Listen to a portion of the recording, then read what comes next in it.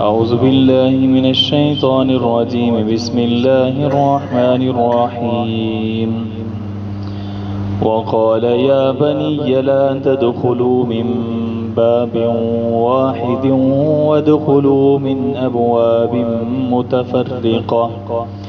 وما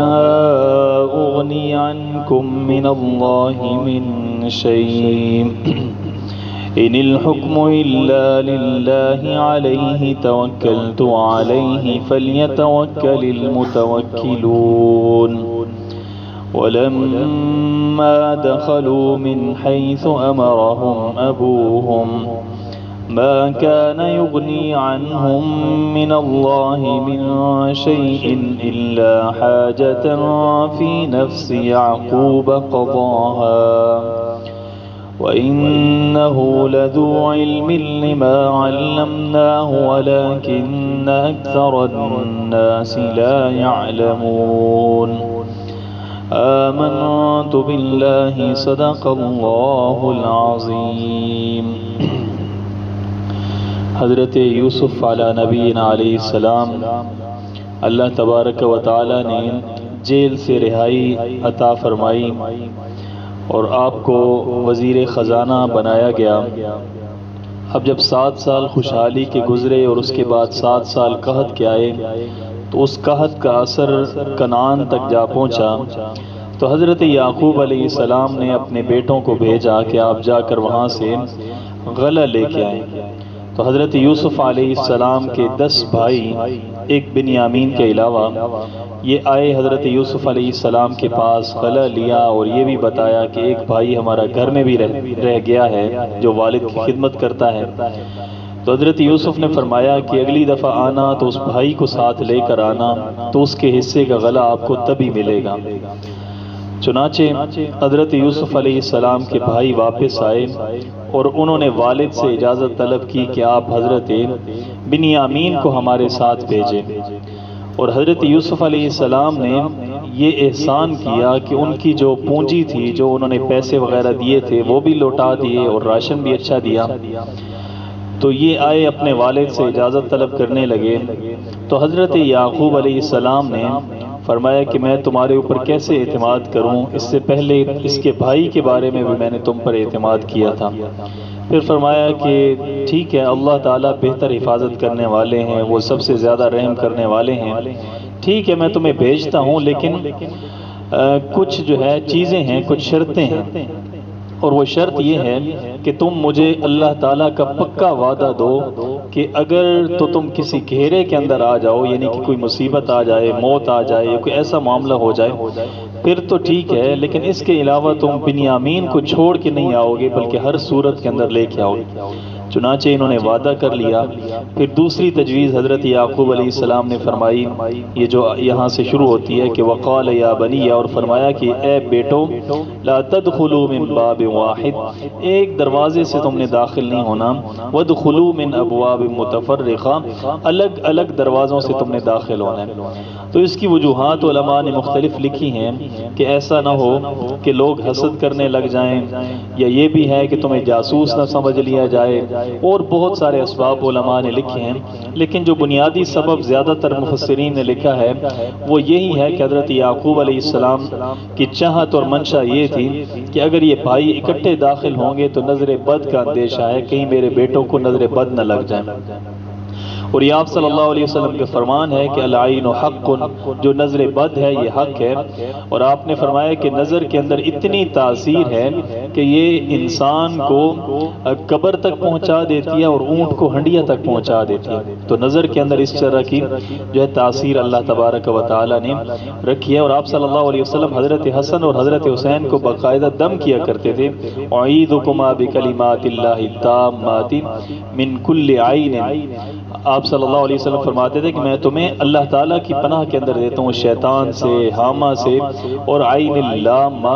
اور نظر بد سے تمہیں اللہ تعالیٰ کی حفاظت کے اندر دیتا ہوں۔ اور آپ صلی اللہ علیہ وسلم نے فرمایا کہ یہ دعا ہے جو حضرت اسماعیل علیہ السلام بھی اپنے بیٹوں کے اوپر پڑھا کرتے تھے، تو اپنی اولاد کے اوپر نظر بد کا دم آپ صلی اللہ علیہ وسلم بھی کیا کرتے تھے۔ بلکہ کتابوں کے اندر آتا ہے کہ ایک باقاعدہ قبیلہ تھا مکہ کے اندر، اور اس قبیلے کے لوگوں کے بارے میں یہ مشہور تھا کہ وہ نظر لگاتے تھے، اور باقاعدہ انہوں نے اپنا پروفیشن بنا رکھا تھا کہ اگر کسی کو نظر لگانا ہوتی تھی تو اس قبیلے سے لوگوں کو لے جاتے تھے اور جا کر اس علاقے کے اندر رکھتے، پھر ان کا معاوضہ طے کرتے، وہاں پہ 2-3 دن وہ رہتے، اور گھور کر جب دیکھتے تھے کسی کو تو وہ پلٹ کر جب اپنے قبیلے میں آتے تو پیچھے سے خبر آ جاتی کہ وہ بندہ مارا گیا ہے یا بیمار ہو گیا۔ تو یہ نظر کا جو ہے، اور یہ قرآن کے اندر بھی آتا ہے، یہ مشرکین مکہ نے اس قبیلے کو ہائر کیا، ان لوگوں کو، کہ آپ آئیں اور آپ صلی اللہ علیہ وسلم کو نظر لگائیں۔ تو وہ آئے، انہوں نے کوشش بھی کی، اور قرآن کے اندر سورۃ القلم کے اندر اس کا تذکرہ ہے کہ وَإِن يَكَادُ الَّذِينَ كَفَرُوا لَيُزْلِقُونَكَ بِأَبْصَارِهِمْ، قریب ہے کہ یہ لوگ جب آپ قرآن پڑھتے ہیں تو یہ آنکھوں کے ذریعے آپ کو اچک لیں، یعنی کہ آپ کو يَكَادُ الَّذِينَ كَفَرُوا لَيُزْلِقُونَكَ بِأَبْصَارِهِمْ، اپنی آنکھوں کے ذریعے۔ تو یہ اسی قبائل کے بارے میں مفسرین نے لکھا ہے کہ انہی کے بارے میں یہ آیت نازل ہوئی ہے۔ اور حضرت حسن بصری رحمۃ اللہ علیہ فرماتے ہیں کہ اگر آدمی کو نظر بد سے بچانا ہو تو اس کے لیے یہ جو 2 آیتیں ہیں سورۃ القلم کی آخری، یہ 2 پڑھ کے آیتیں دم کرنی چاہیے۔ وَإِن يَكَادُ الَّذِينَ كَفَرُوا لَيُزْلِقُونَكَ بِأَبْصَارِهِمْ لَمَّا سَمِعُوا الذِّكْرَ وَيَقُولُونَ إِنَّهُ لَمَجْنُونٌ وَمَا هُوَ إِلَّا ذِكْرٌ لِّلْعَالَمِينَ۔ تو یہ نظر بد کے اندر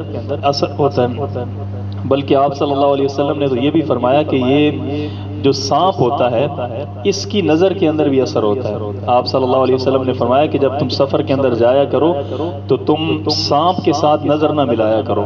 کیونکہ بعض سانپ ایسے ہوتے ہیں ان کی نظر کے اندر اتنا اثر ہوتا ہے کہ وہ انسان کو ہلاک کر دیتے ہیں۔ آپ نے رنگ بھی بتایا تھا، فلاں رنگ کا جو سانپ ہوتا ہے اس کے ساتھ نظر نہ ملایا کرو، کہ وہ ایسا سانپ ہوتا ہے کہ اس کی نظر کی تاثیر کی وجہ سے اگر عورتیں امید کے ساتھ ہوں تو ان کے بچے ضائع ہو جاتے ہیں، اتنی زیادہ تاثیر ہوتی ہیں۔ تو یہ اللہ تعالیٰ کی کام ہے۔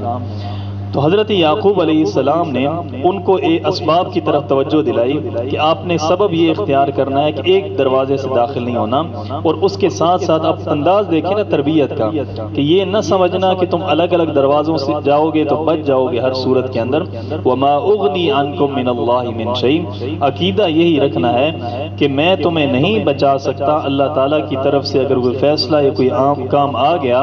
یا اللہ تعالیٰ کی طرف سے کوئی پکڑ آئی تو میں تمہیں نہیں بچا سکتا۔ وما اغنی عنکم من اللہ من شیء ان الحکم الا للہ، حکم صرف اور صرف اللہ تعالیٰ کا ہے۔ بعض مفسرین نے یہ بھی لکھا ہے کہ حضرت یعقوب علیہ السلام کا خیال یہ تھا کہ اگر 8 بھائی 10-11 بھائی ایک ہی دروازے سے داخل ہوں گے تو ایسا نہ ہو کہ مارنے والے آئیں اور سب کو اکٹھے مار دیں، تو الگ الگ داخل ہوں گے تو ہو سکتا ہے کوئی نہ کوئی بچ جائے۔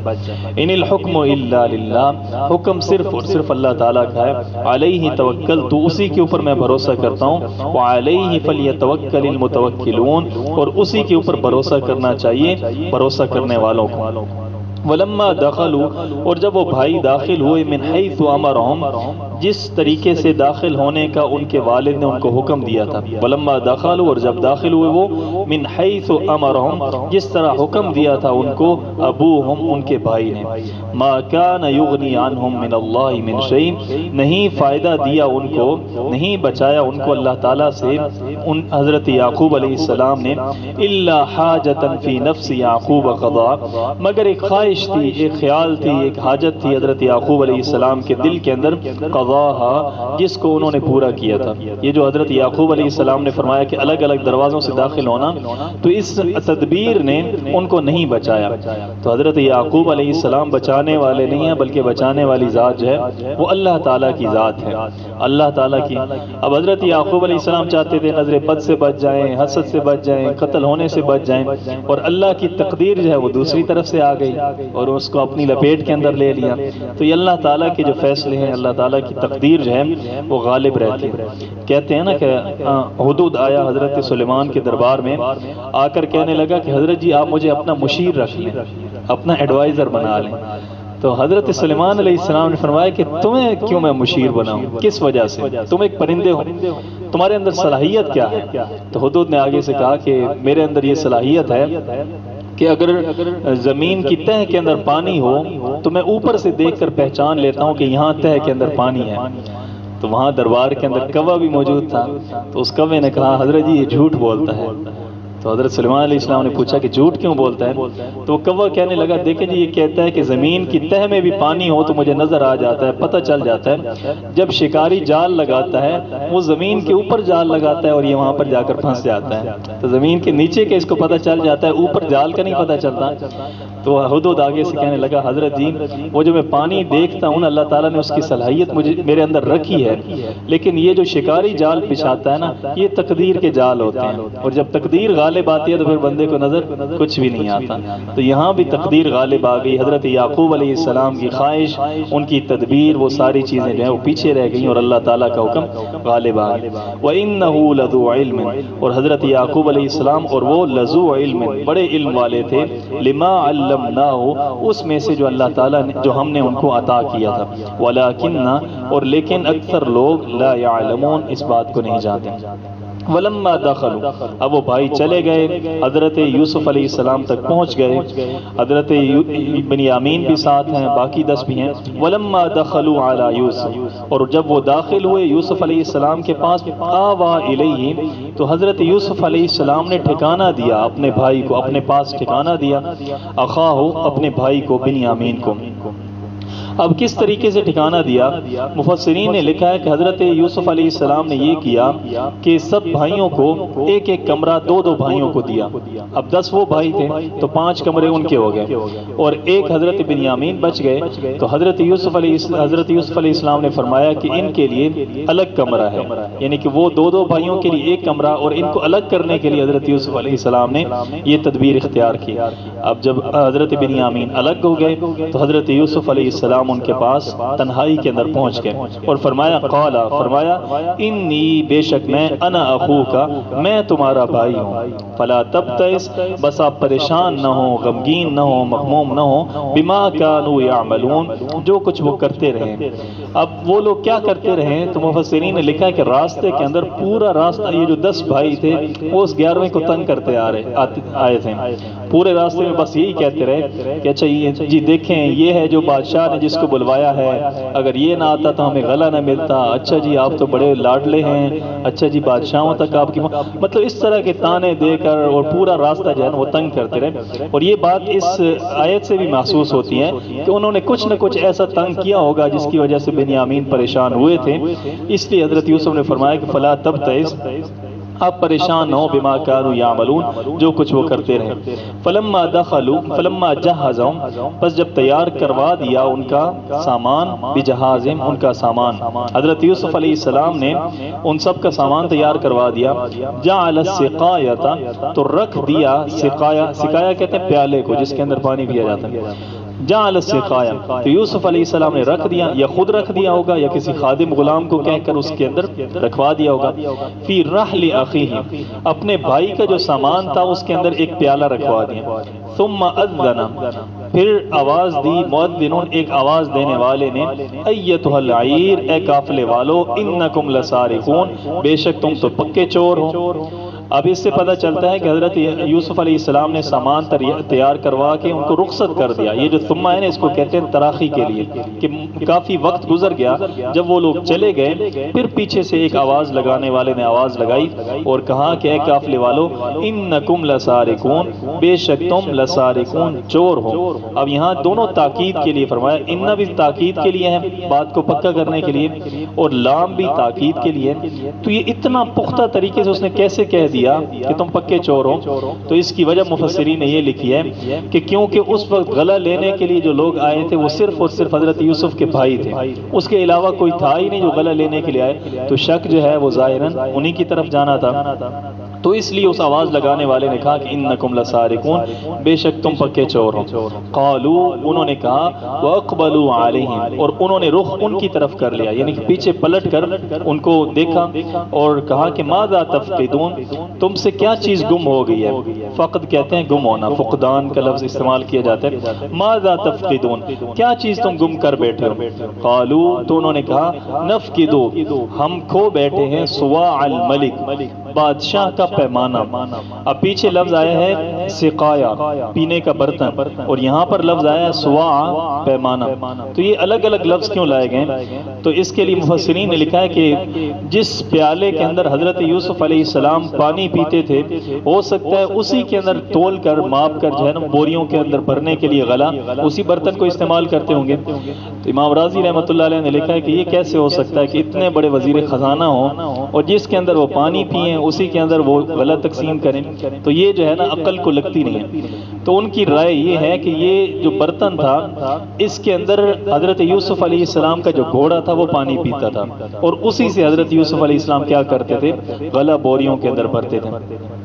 اور بعض مفسرین کا خیال یہ ہے کہ یہ جو پیالہ تھا یہ پہلے پانی کے لیے استعمال ہوتا رہا, لیکن جب پرانا ہو گیا تو اسی کو حضرت یوسف علیہ السلام نے غلہ ڈالنے کے لیے استعمال کرنا شروع کر دیا. قالوا, تو انہوں نے کہا نفقد سواع الملک, ہم کھوتے ہیں سواع الملک جو بادشاہ کا پیمانہ تھا وہ ہم سے کھو گیا. ولمن جاء, اور جو بھی لے کر آیا بھی اس کو اس پیالے کو حمل بعیر, تو اس کو کیا ملے گا, ایک اونٹ کا غلہ جو ہے وہ ہم اس کو بدلے کے اندر دیں گے. وَأَنَا بِهِ زَعِيم, اور میں اس چیز کے اوپر گارنٹی دیتا ہوں کہ یہ غلہ اس کو دیا جائے گا انعام کے طور پر. اب دیکھیں تنگی کا زمانہ ہے تو وہ کیا لالچ دے رہے ہیں کہ اگر وہ ہمیں پیالہ مل جاتا ہے جو لے کر آئے گا اس کو ایک اونٹ جو ہے اس کا سامان غلے کے طور پر ملے گا.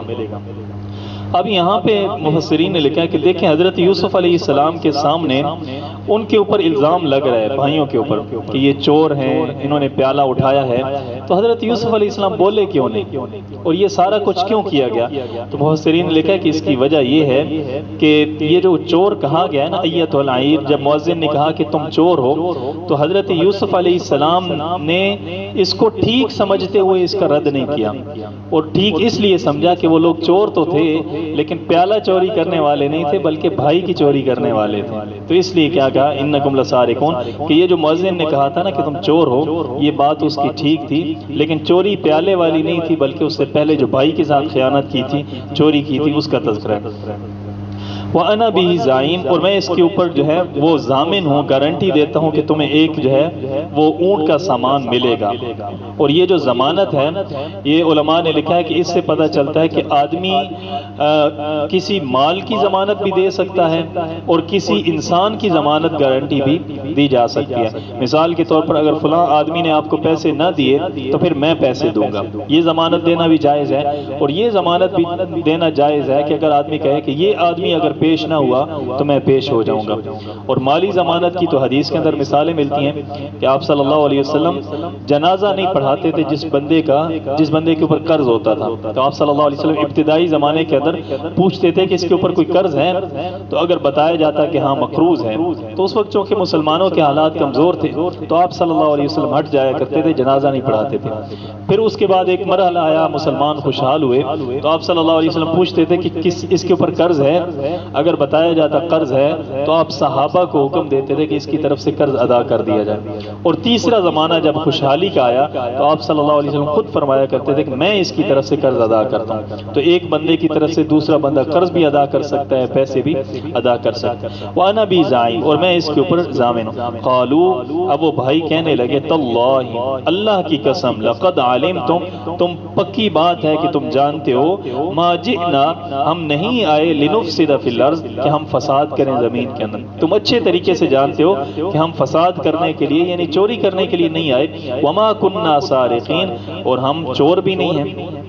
اب یہ انہوں نے کیوں کہا کہ آپ کو اچھے طریقے سے پتہ ہے؟ اس کی وجہ یہ تھی کہ یہ لوگ جب آئے تھے تو جو پونجی انہوں نے پہلی دفعہ آنے پر جو اس مال کے اندر رکھ دی تھی یہ اس کو واپس لے کر آئے تھے, اور انہوں نے آ کر حضرت یوسف علیہ السلام کے سامنے وہ پونجی رکھی اور کہنے لگے کہ یہ آپ کے بندوں نے غلطی سے ہمارے مال کے اندر رکھ دیا ہے, غلے کے اندر رکھ دیا ہے, تو ہم یہ واپس کرنا چاہتے ہیں. تو یہ ایک ان کی امانت داری کی ایک مثال تھی. اور دوسرا علماء نے لکھا کہ یہ جب آئے تھے تو انہوں نے اپنے اونٹوں کے منہوں کے اوپر نا وہ چڑھایا چڑھایا ہوا تھا کپڑا، اور اس کی وجہ یہ تھی کہ یہ چاہتے تھے کہ ہمارے اونٹ جو ہیں وہ کسی غیر کی جگہ پر چریں نہیں، ان کی فصلوں کو نقصان نہ پہنچائیں۔ تو انہوں نے کہا کہ تم دیکھ رہے ہو کہ ہم کتنے امانت دار ہیں، اچھے طریقے سے آئے ہیں، تو ہم تو فساد کرنے کے لیے آئے ہی نہیں ہیں، وما کننا سارقین، اور ہم چور نہیں ہیں۔ قالوا، تو اب انہوں نے کہا فما جزاؤ، وہ جو آواز لگانے والے تھے کارندے تھے حضرت یوسف علیہ السلام کے، انہوں نے کہا فما جزاؤ، اس کا کیا بدلہ ہے، کیا بدلہ ہوگا، ان کنتم کاذبین، اگر تم جھوٹے ہوئے تو پھر اس کی سزا کیا ہے، جزا کیا ہے۔ قالوا، تو انہوں نے کہا جزاؤہ، اس کا بدلہ یہ ہے من وجد فی رحلہ، جس کے سامان کے اندر پایا جائے وہ والا پیالہ، فہو جزاؤ، وہی بدلے کے اندر جو ہے نا اس کی سزا ہے، وہی بدلہ ہے۔ اب مصری قانون یہ تھا، جہاں حضرت یوسف علیہ السلام وزیر خزانہ تھے، کہ اگر کوئی آدمی چوری کرتا تھا تو سزا کے طور پر اس چوری کا جو ڈبل ہوتا تھا وہ جرمانہ دینا پڑتا تھا۔ اور حضرت یعقوب علیہ السلام کی شریعت کے اندر یہ معاملہ تھا کہ اگر کوئی آدمی چوری کرتا تھا تو اس کو بدلے کے اندر 1 سال تک جس کی چوری ہوتی تھی اس کی خدمت کرنا پڑتی تھی۔ تو حضرت یوسف علیہ السلام نے یہ طریقہ اختیار کیا۔ تو پوچھا کہ کیا جزا ہوگی، تو انہوں نے کہا کہ وہی بندہ اس کی جزا ہے جس کے سامان کے اندر وہ پیالہ ملے گا۔ کذالک نجزی الظالمین، اسی طرح ہم بدلہ دیتے ہیں ظالمین، ظلم کرنے والوں کو۔ فبدا، پس اب شروع کیا انہوں نے، بأوعیتہم، ان کے سامانوں سے، قبل وعاء اخیہ، ان کے بھائی کے سامان سے پہلے، حضرت بنیامین کے سامان سے پہلے جو باقی 10 بھائی تھے ان کے سامان سے شروع کیا۔ اور یہ کیوں کیا؟ تاکہ شک نہ پڑے کہ خود رکھوایا ہے، پہلے دوسروں سے شروع کیا، پھر آخر پر حضرت بنیامین کے سامان کو چیک کیا۔ فبدا بأوعیتہم، پس شروع کیا ان کے سامانوں سے، قبل وعاء اخیہ، ان کے بھائی کے سامان سے پہلے، ثم استخرجا، پھر اس کو وہاں سے نکال لیا، من وعاء اخیہ، ان کے بھائی کے سامان میں سے، یعنی کہ بنیامین کے سامان میں سے پیالہ نکل آیا، نکلنا تو تھا، رکھوایا جو خود تھا۔ کذالک کدنا لیوسف، اب یہاں تک جب بندہ پڑھتا ہے نا تو بندے کے ذہن میں خیال آتا ہے کہ یہ حضرت یوسف نے کیا کیا، یہ تو اس طرح کی چالاکی ہے، دھوکہ ہے، یہ ساری ذہن میں آتی ہیں۔ تو اللہ تعالیٰ نے فرمایا کہ یہ سوچنے کی ضرورت نہیں ہے، کذالک کدنا لیوسف، یہ تدبیر ہم نے سکھائی تھی، یہ سارا معاملہ جو ہے یہ ہماری طرف سے تھا۔ تو گویا کہ اللہ تعالیٰ نے ایک ہیلہ بتایا کہ کس طریقے سے آپ لے سکتے ہیں اپنے بھائی کو۔ ما کان لیاخذ اخاہ، نہیں تھے وہ لینے والے، اخاہ اپنے بھائی کو، فی دین الملک، وہ جو بادشاہ کا دین تھا، اس کا جو قانون تھا، اس کے مطابق وہ اپنے بھائی کو نہیں لے سکتے تھے، الا ان یشاء اللہ، مگر جو اللہ تعالیٰ چاہتا ہے ویسے ہی ہوتا ہے۔ یعنی کہ اللہ تعالیٰ نے ایک تدبیر اختیار کی جس کے ذریعے مل، نرفع درجات من نشاء، اسی طریقے سے ہم بلند کرتے ہیں، نرفع، ہم بلند کرتے ہیں، درجات، درجے، من نشاء، جس کے لیے ہم چاہتے ہیں، وفوق کل ذی علم، اور اوپر ہے ہر علم والے کے، علیم، علم والا۔ تو ذی علم یعنی کہ دنیاوی اعتبار سے جس کے پاس علم ہو اس کے اوپر ایک علیم ہے، یعنی کہ اللہ تعالیٰ کی ذات ہر ایک کے اوپر موجود ہے۔ حضرت موسیٰ اور حضرت خضر کے بارے میں آتا ہے کہ جب اکٹھے جا رہے تھے تو سامنے سے ایک جو ہے پرندہ آیا، اور وہ ایسے ہی اڑتے اڑتے اس نے ایک وہ نیچے پانی کی طرف گیا اور اس نے ایک قطرہ جو ہے وہ پیا پانی کا۔ تو حضرت خضر علیہ السلام نے حضرت موسیٰ سے پوچھا کہ آپ کے خیال میں یہ جو اس نے پانی کا قطرہ لیا اس کی وجہ سے پانی میں کتنی کمی آئی ہوگی، دریا میں، سمندر میں؟ پھر انہوں نے خود ہی حضرت خضر علیہ السلام نے فرمایا کہ ہمارا جو علم ہے یہ اللہ تعالیٰ کے مقابلے میں، اللہ تعالیٰ اگر پورے لوگوں کو، مجھے بھی علم دیں، آپ کو بھی علم دیں، پوری کائنات کے لوگوں کو ابتدا سے لے کے انتہا تک سب کو علم دے دیں تو اللہ تعالیٰ کے علم کے اندر اتنی کمی بھی نہیں آتی جتنی اس دریا کے اندر کمی آئی ہے۔ تو اللہ کا علم جو ہے وہ سب سے بڑھ کر۔ قالوا، وہ کہنے لگے، اب بھائیوں نے کہا، ان یسرق، اگر اس نے چوری کی ہے، بنیامین نے، فقد سرق، پس تحقیق چوری کی ہے، اخن، اس کے بھائی نے، من قبل، اس سے پہلے، اخل لہو من قبل، کہ یہ بنیامین جو چوری کر رہا ہے نا اس سے پہلے اس کے بھائی نے بھی چوری کی۔ تو اس کے بھائی کون تھے؟ حضرت یوسف علیہ السلام۔ اب حضرت یوسف علیہ السلام کے سامنے کھڑے ہیں اور کہہ رہے ہیں کہ یہ جو اس نے چوری کی ہے نا اس کے بھائی بھی اسی طرح سے پہلی چوری کی واردات کے اندر اس کے متعلق بھی منصور۔ اور یہ کس بات کی طرف وہ اشارہ کر رہے ہیں؟ تو مفسرین نے الگ باتیں لکھی ہیں۔ ایک بات تو یہ لکھی ہے کہ حضرت یوسف علیہ السلام کی جب والدہ فوت ہوئی حضرت بنیامین کی ولادت کے وقت میں،